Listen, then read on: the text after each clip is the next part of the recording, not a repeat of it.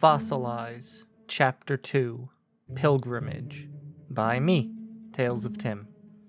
Corporal Kevin Light had made this trip many times before. He sat across from the prisoners and watched their body language shift as they got closer to the island. First they'd be in tears. The reputation of the island was too much.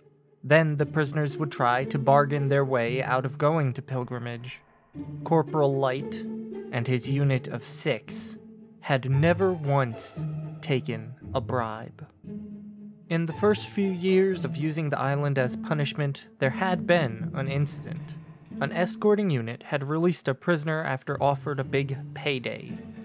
It didn't take long for that prisoner to return to America and commit several gruesome murders. Since then, the government made some changes to avoid a repeated incident like that. Light was now getting paid too much to ever take a bribe. There were also trackers in everyone, not only the prisoner. Then they added cameras to the helicopter transmitting their footage to a server bank in Utah. So, for the first half, Corporal Light always had to deal with the begging and the tears. He'd grown good at ignoring it. Once the prisoners realized there was no deal, they would usually go quiet. This silence would last for an hour or two. Some would continue to be quiet, others would get violent. That's what the chains attaching the prisoner to the seat were for. Only once had Light ever had to put a prisoner down. One of his greener privates had gotten too close and got disarmed. It had taken a lot to get that private removed from his unit. Corporal Light stared at Anthony Keal. The man had been silent the entire flight. In his 4 years of flying prisoners to the island, he had never had a prisoner sit there in silence before. It made him uncomfortable. He wiped the sweat from his forehead. "How much longer till we get this piece of human filth off our chopper?" he called out to the pilot. The pilot chuckled. "We've made good time. We should be able to see the island in a few minutes. We'll drop him on the beach somewhere and be back home before dinner." Corporal Light relaxed. "It's about time. This one makes my skin crawl. We'll see if he's still silent once the island comes into view." The pilot flicked a few switches. "He's gonna pee himself." Light chuckled, his eyes never leaving Anthony Keal. They always do.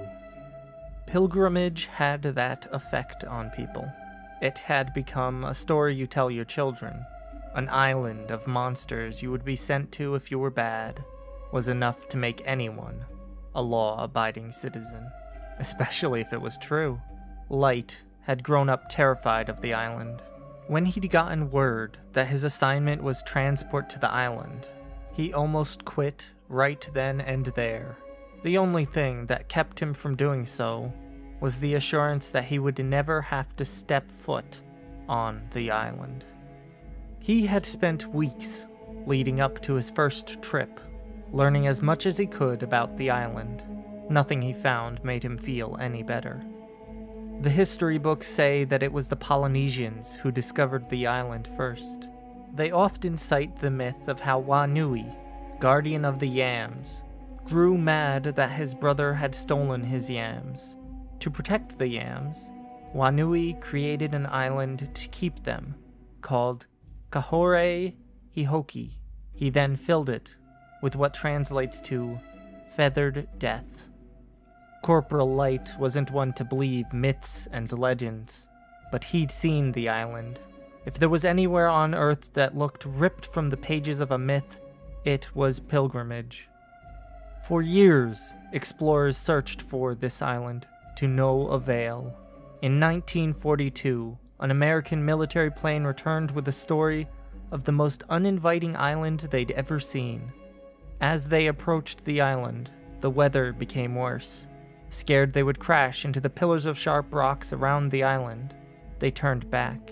It wouldn't be until the end of the war, in 1945, that a scientific expedition traveled to the island. None returned. It reintroduced the world to Kahore Hihoki. It was renamed to Pilgrimage after the law to replace the death penalty passed. There had been attempts to send more scientific expeditions to the island. Each one was only able to send a small amount of information before the signal vanished. After many losses, they had to stop sending scientists, and Kahore Hihoki sat for 10 years untouched. Then, the law passed. "We are entering the Berserk, everyone hold on." The pilot waved back to the rest of Corporal Light's unit. Light watched as 6 nervous privates began checking their buckles. Not one bothered to check Anthony Keal. No one cared. Their job wasn't to keep him alive. Their job was to make sure his body hit the beaches of Pilgrimage and didn't leave. In the distance, he could see the roiling mass of cloud. It stretched from the surface of the ocean to high above them. Every few seconds, the clouds lit up with blue flashes as lightning streaked through them.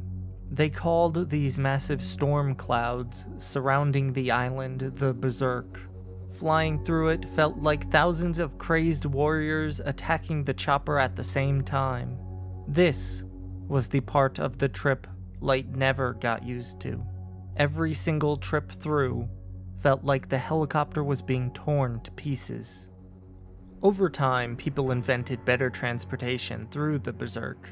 Yet, as technology advanced, so did the intensity of the storm. Light had concluded long ago that the trip through the Berserk would always be nail-biting. The helicopter shook as fog drowned out the light. The sound of creaking metal filled the chopper. Light could feel the entire thing shift as the winds fought to tear the helicopter apart. Lightning flashed, and the hair on Light's arm stood on end. "That was awfully close," he called to the pilot. The 6 privates in the cabin were all pale and wide-eyed. Some even made the sign of the cross and leaned their head down to pray. He gritted his teeth as another flash of light filled the cabin. "The Berserk is being grumpy today. Don't worry, I'll get us through." The pilot's voice shook, which didn't help Light's nerves. He smacked the metal partition separating him from the pilot. "You'd better. My girl is making lasagna tonight. I want to make it home." The helicopter shook. Corporal Light could hear the rotor strain against the storm. The entire chopper dipped. After a moment of weightlessness, the rotors picked up. Everyone slammed back into their seats. Pain shot through Light's back as the helicopter began to drift into a spin. "Hold on, we're almost there," the pilot yelled into the air. There was a blinding flash of light and everything in the chopper went black. The rotor blades whooshed through the air, but the motor that ran them had failed. They were in free fall. The chopper spun out of the other side of the clouds and into the bright sunlight at the center of the Berserk. "Shit, shit, shit!" The pilot fought against the spin of the chopper as it plummeted toward the ocean waters below. Light felt his stomach turn and the taste of vomit filled his mouth. In seconds, the chopper would slam into the ocean at a speed that would turn them into meat pies.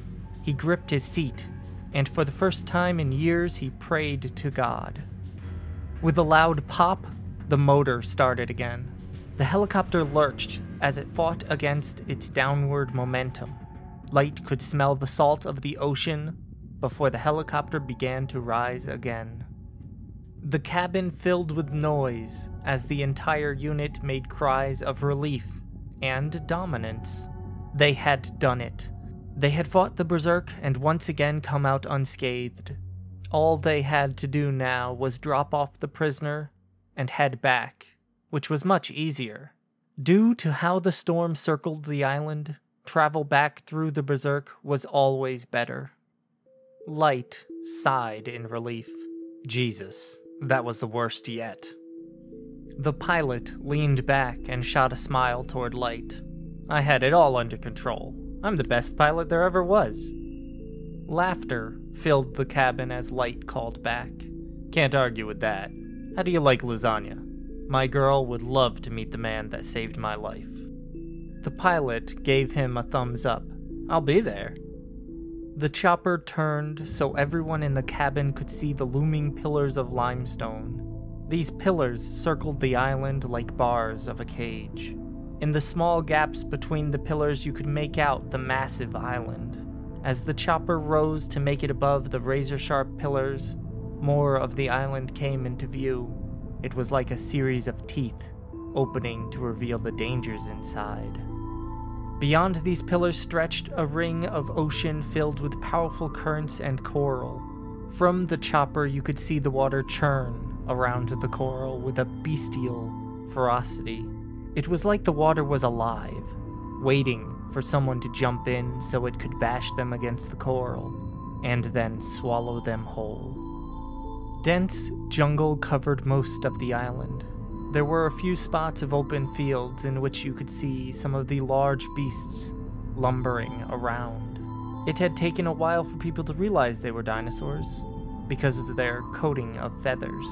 Now we knew that most dinosaurs had some form of feathers, that they are closer relatives to birds than lizards or reptiles. Seeing the gargantuan beasts in the field below made Light shudder. He was glad that he would never wind up in this place. There were 3 mountains on the island. Only one was large enough that the jungle couldn't cover the summit. They called this mountain Wanui, after the Maori myth. Several rivers twist their way around the island, and a few terminated in large lakes. Inside the lakes, large shapes moved below the surface. This entire island was a nightmare, and Light couldn't wait until they'd left it behind. The chopper shuddered again, and Light cussed under his breath. "No worries, just a bit of damage from the lightning strike. Everything is under control," the pilot yelled back. His voice sounded hopeful. Light took a deep breath and glanced at Anthony Keal. The man had soaked his pants, and this made Light chuckle. Happened every time. There was a loud, metallic ripping sound, and the chopper lurched. Weightlessness made Light's stomach twist again as the helicopter dropped. Outside the window, Light watched as the pieces of the big blade spun away from the helicopter. They had snapped from their housing, and the chopper was in free fall. "Fuck!" the pilot screamed as he fought to control the large metal aircraft. The entire chopper spun like a drill as it plummeted toward the island below. A towering piece of rock filled Light's vision as the helicopter slammed its side into it. One side of the cabin ripped away, and Light watched Anthony Keal vanish, along with 2 of his unit. Light could feel pain from his ribs as they broke against his harness. The world became a blur, the cabin filled with blood, vomit, and screams. Light was sure some of it was his own. He coughed as he tried to pull in a breath, but before he could, the chopper slammed into the jungle. He felt his arm twist as the metal of the cabin crumpled around him. The sound of his arm breaking got lost in the explosion of noise as the chopper bounced into the air. For a second, everything was weightless again. Light could see the rest of his unit and was sure that one of them was dead. Their face, crushed between 2 shards of metal, looked like a burst watermelon. Light saw water rise up to meet the chopper, and everything went black.